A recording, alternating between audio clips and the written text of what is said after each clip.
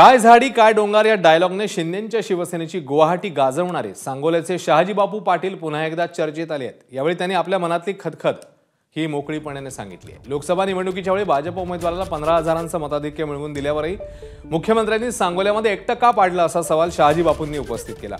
सांगोला नगरपालिका निवडणुकीत भाजपने शेतकरी कामगार पक्षाचे दीपक साळुंखेंची आघाडी केली।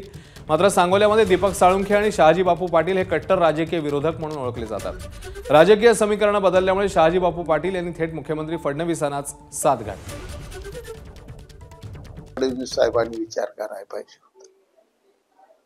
माझं दुःखच ते इथं असं घडत होतं ते त्यांना का कळत नाही का? आणि मी त्यांचा कुठला शब्द मोडला हे त्यांनी सांगावं मला। 15,000 लीड आहे माझ्या तालुक्यात। काल किती मोहिते पाटील घराण्यातला उमेदवार होता, बिकट परिस्थिती होती। आणि मी जर निवडणूक खासदारकी सोडून ऑपरेशन केलं असतं तर माझा असा बिकट कॅन्सर आजार गेला नसता। एबीपी माझा, उघडा डोळे बघा नीट।